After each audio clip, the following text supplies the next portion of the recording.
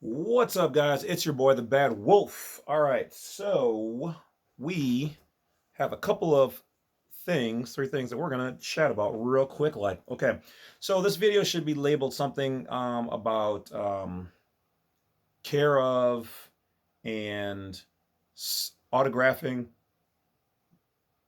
and remedy. All right, so let's talk about these three things in the video. So first of all, care of. When you use care of on anything, and I highly recommend for those people who are, well, first of all, if you're a U.S. citizen, you shouldn't be on this channel. Okay, this is only for nationals of the United States as declared by the Department of State and foreign nationals, state citizens, American nationals, and non-citizen nationals. Okay, so for those people, when you are signing your information onto or applying your information on like a contract or whatever else, anywhere you use your address, remember they can use this against you to prove that you are in fact domiciled in their jurisdiction. So to negate this, as always, write out the state in which you live.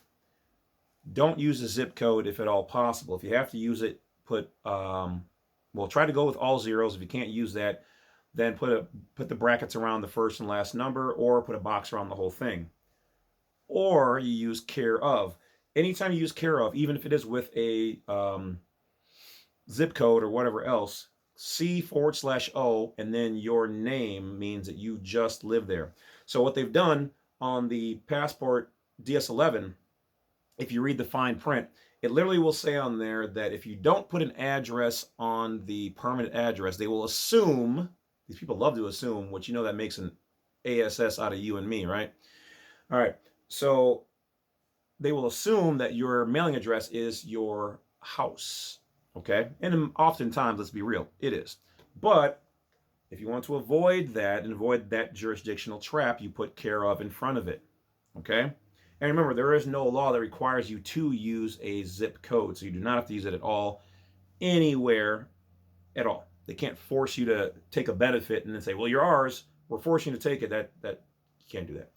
So all right, now when autographing things, remember, private people autograph, and we deal with standing, and so you want to make sure that if you want to prevent your rights from being violated when you sign something, anything, all things, you're going to want to use UCC 1-308.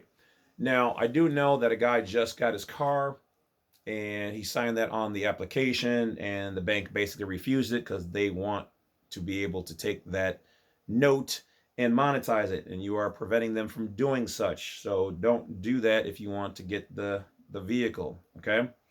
Another thing you have to be careful of that you can use, but using the words non-negotiable when near your name or somewhere on that document. Now, non hypothetically, if someone had a certain, we'll say a promissory note, okay, and you wrote on their non-negotiable, you just made that unable for them to monetize it. Okay, negotiable means it's able to be converted. Non-negotiable means it's not to be construed as a check or form of payment, and that it cannot be converted.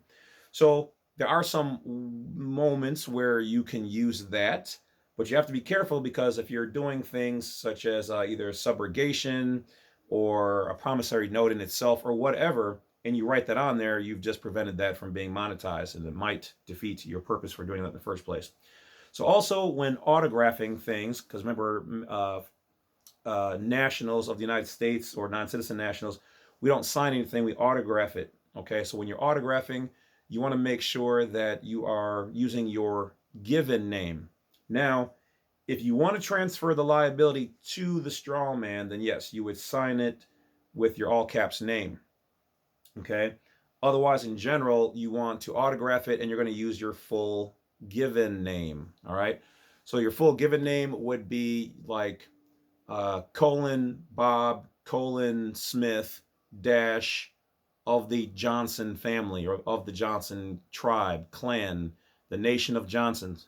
Johnson, Willie. Um, so that would be how you would sign things, as the living person, not the legal fiction, the nom de gore, straw man, the legal entity. the ens legis. Okay, so let's get to remedy. So I seen in one of the comments a person yapping. I'm just gonna keep it true.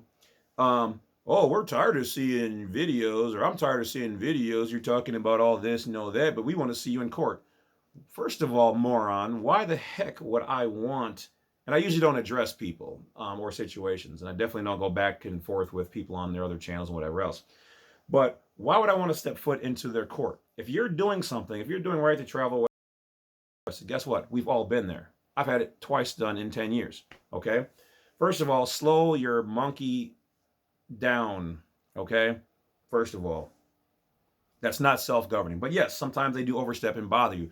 They are not by law allowed to bother you because you just have a different plate. But if you are speeding or you're endangering public safety, then yes, they will pull you over because public safety trumps everything.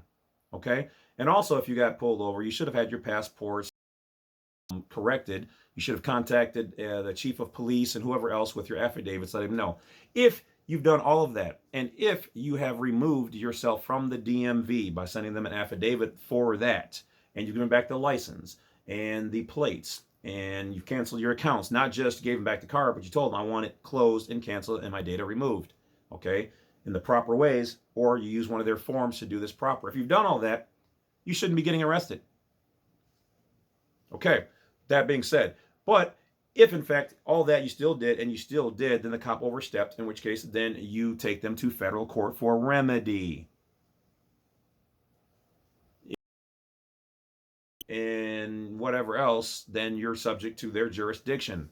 And these are all lower level courts, or Article 1. They're not Article 3. They're not judicial. They are legislative. Okay, so you're agreeing. So I'm pretty sure you didn't do all those steps, because most people don't.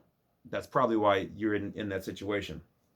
Okay, or you can file a tort against them. All right, the cop personally, not so much the agency, but the cop personally, who's defrauded you or whatever else. So, but how to deal with court? Well, I don't know. I've got a file on that.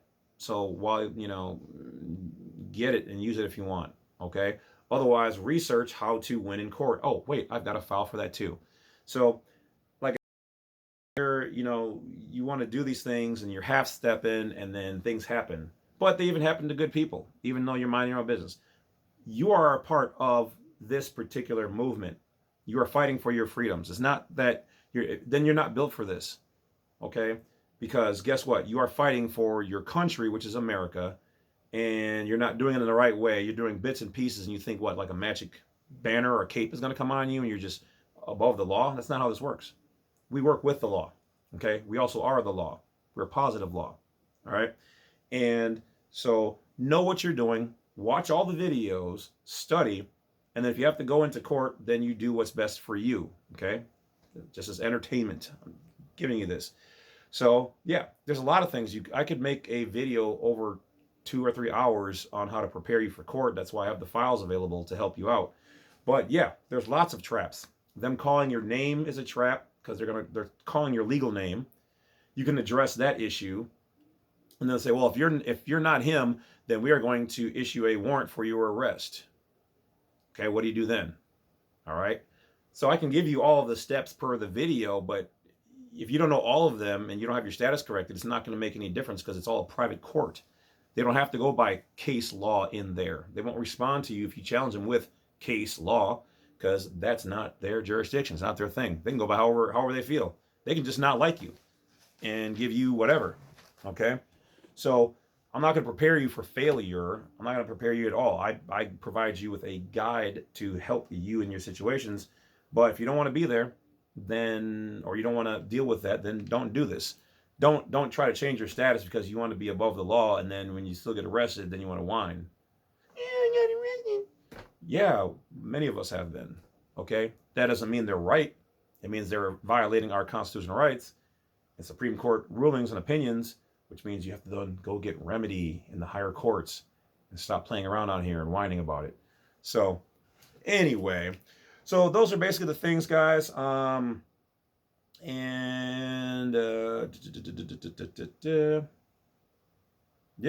okay. So I got some more videos. If you guys found the information here useful and you appreciate it, hit that thumbs up just to make sure that we negate the 3 or 4 people that want to always give a thumbs down. Still don't understand why you guys come back to the channel. Probably some trolls who don't even realize that they are themselves, in fact, American nationals. They've never looked up the codes under national of the United States or non-citizen national. So they're traitors. I don't get why people don't like information that can only help you. What, I didn't give enough information? Well, then watch more videos. But to the rest of you beautiful, shining, awesome people out there, much love. Continue to support in any way, shape, form, fashion you can. Share the videos. Check out all the information down below. Otherwise, check out blacksite32.com.